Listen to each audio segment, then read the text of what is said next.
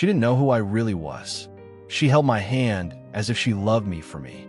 But that night, sitting at her high school reunion, with her friends laughing at my worn-out shoes and cheap watch, she said nothing. Not one word. She just looked away. And that's when I knew, if I had truly been the man they thought I was, would she have still loved me? Or was her silence the real answer? Welcome to the Reddit channel. Don't forget to subscribe so you don't miss out on exciting stories. I never thought that hiding who I really was would push a relationship to the edge of trust and self-worth.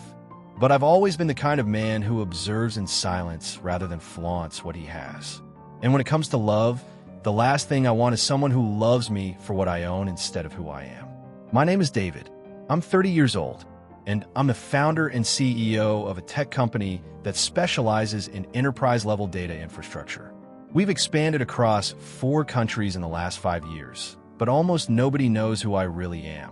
Outside of work, I dress simply, ride an old scooter, and live in a modest apartment. That's the version of me Emma knew. We met during a creative thinking workshop. Emma wasn't the loudest in the room, nor the most glamorous.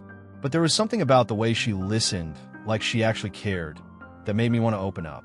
We started talking. One coffee turned into weekly walks in the park, midnight phone calls, and Sunday morning breakfasts. She said she didn't like men who boasted. She said she wanted someone simple, sincere. So I never told her about the company, about my actual life. In her eyes, I was a freelance software developer who lived modestly and made just enough. Every time I came close to telling her the truth, she'd talk about her past, guys with fast cars, loud voices, and empty promises. She hated show-offs. She told me that if she ever found someone who was kind and humble, she'd never let him go. So I stayed quiet. Our dates were simple: street coffee, public parks, movie nights on discount Wednesdays. And she never once complained.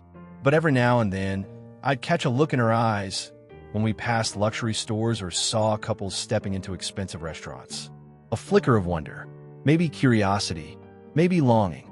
She never said aloud, and I never asked. Then one day, she asked me to come with her to a high school reunion. Her old classmates were getting together for the first time in years. She wanted me to be her plus one, her boyfriend. I hesitated, not because I didn't want to go, but because I knew what would happen when I walked into that room. I knew what they'd see: a plain man in plain clothes, someone easy to dismiss. "I'm not sure it's a good idea," I said. "Why not?" she asked, her eyes searching mine. "I'm just not great at these social things." She smiled. "Don't worry, they're nice. I just want to introduce you." And so I agreed. But I made a decision that night. I wouldn't change a thing. No designer clothes, no flashy watches. I would show up just as I was, because I needed to know how her world would treat me when they thought I had nothing. The reunion was held on a Saturday evening at an upscale Italian restaurant downtown. Emma had been looking forward to it all week, trying on dresses, experimenting with hairstyles, even asking if I needed help picking out something to wear. I went with a light gray shirt, some old khaki pants, and worn leather shoes. It was the version of me Emma knew, the one I'd chosen to be around her, and the one I knew wouldn't impress anyone that night. We arrived late. The long dining table was filled with stylish people already halfway through their wine, talking and laughing. As we walked in, I felt 20 pairs of eyes scan me from head to toe. "Emma, still so gorgeous," someone called. "And this must be your boyfriend?" Another chimed in. The tone in their voices, it was light, but there was an undertone. The kind you feel before someone throws a jab, wrapped in a joke. A woman with bleached blonde hair and bright red lipstick, Jessica, leaned forward. "You must be David. What do you do?" she asked. "I'm a freelance software developer," I replied calmly. "Freelance? So, no company? You just work from home?" She laughed. The whole startup in a coffee shop vibe, right?" People chuckled, not loudly but enough. Emma squeezed my hand under the table. I looked at her, hoping to see some pushback, some sign that she'd stand up for me. But she just gave a small, awkward smile and stayed silent. No one asked more about me. The conversation quickly shifted to vacations, condos, new cars. One guy had just bought a BMW. Another was planning a wedding in Italy. Everyone had something to brag about. And I was the outsider at the table. Furniture in their little show and tell. A guy named Tony, well-dressed, full of himself, raised his glass and said, "Emma, I thought you used to have a thing for bad boys with leather jackets. You've clearly changed your type." She smiled politely. "Now I prefer someone kind." Jessica laughed. "Just make sure he can afford kindness, honey. Love's nice, but rent's due on the 1st. She was talking about me. A dig dressed up as a joke. And the worst part? Emma still didn't say a word. I excused myself for a moment, said I needed some air. I didn't smoke, but I needed to breathe. That's when I overheard them. Jessica and Emma, standing near the entrance. "Are you serious about him?" Jessica asked. "He's sweet," Emma said quietly. "Caring, but no future. You're gorgeous, Emma. You deserve someone with ambition. You really think this guy's going to build anything?" Emma didn't respond right away. Then, finally, she whispered, "I don't know. Maybe I'm just figuring things out." That was enough for me. I walked back in, told Emma I had an early morning meeting, and left. She didn't stop me. And in that moment, I knew whatever this was wasn't what I hoped it had been. I didn't speak to Emma for 3 days after that night, and she didn't reach out either. Not like she used to. I wasn't angry, just disappointed. I had believed she was different, that she'd see beyond the clothes, the scooter, the simplicity. But when the moment came, the moment where she could have shown the world she saw me for me, she didn't. Instead, she stayed quiet. On Wednesday, she finally texted me, "Are you okay? I'm sorry if my friends were out of line. I should have said something." I didn't answer. That same week, I was preparing for the biggest public event of my professional life.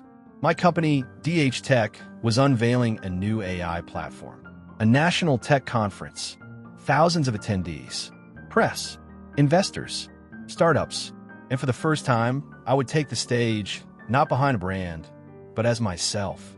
David Miller, founder, CEO. That Friday, my friend Lucas, head of our media team, handed me a list of VIP invitees. I scanned the names, and there it was. Jessica T., Tech Life reviewer, plus 5 guests. Emma and her friends were coming. It almost felt like fate was giving me the stage, not just for business, but for closure. The day of the conference arrived. I wore a sleek black suit and a quiet confidence I hadn't felt in a long time. As I stood backstage, prepping my notes, I watched the crowd gather through a side curtain. And then I saw them. Emma, Jessica, Tony, the others, dressed to impress, laughing, clueless. The lights dimmed. The MC's voice echoed through the massive hall. "Ladies and gentlemen, please welcome our keynote speaker, founder and CEO of DH Tech, Mr. David Miller." Applause roared. I walked out into the spotlight, and right there in the 3rd row, I saw Emma shoot to her feet. Jessica froze. Tony's jaw literally dropped. I smiled, not in arrogance, but in quiet clarity. I began. Most people only see what's obvious. The suit, the title, the salary. But what about the man behind it? What if that man walked into your world without all this? Would you treat him the same? I didn't name names. I didn't need to, but I watched their faces change. One by one, Emma didn't blink. Her eyes followed every word, every pause, and I knew she understood. After my speech, the applause echoed for what felt like minutes. I stepped off the stage, greeted guests, shook hands. But in the corner of my eye, I saw her. Emma, standing still, hands clutching her purse, like she didn't know what to do next. Jessica approached me first. Mr. Miller, wow, you really got us." I nodded politely. "Sorry if we said anything inappropriate before. We just didn't know." "You still don't," I replied softly. Then Emma stepped forward. "Can we talk?" she asked. We walked to the garden behind the venue. It was quiet, just the two of us. She looked up at me. "I feel like I got slapped in the face in the best way," she said. "I didn't hide it to hurt you," I said. "I just needed to know. And now..." I paused. "When your friends mocked me, when I sat at that table, silent, you stayed quiet. You didn't stand up for me, Emma." "I know," she whispered. "I was scared. You weren't scared. You were embarrassed." She didn't deny it. I'm not angry, I told her. But if I had truly been the man you all thought I was, broke, unremarkable, would you still have held my hand? She said nothing, and in that silence, I found my answer. Weeks passed, and then, one afternoon at a student workshop, I met Claire, a young developer asking sharp questions about ambition, resilience, and how to be taken seriously when you come from nothing. We talked. She didn't care about labels. She cared about values and clarity. Months later, I invited her to a private company event. I told her I was just someone who loves tech. When I stepped on stage and revealed I was the CEO, she didn't gasp. She didn't step back. She just smiled. The kind of smile that says, I already knew who you were. I saw you before all this. And that was everything. Sometimes, you need to pretend to be poor to see who really values you. But once you find the one who loves the man, not the money, you never have to pretend again.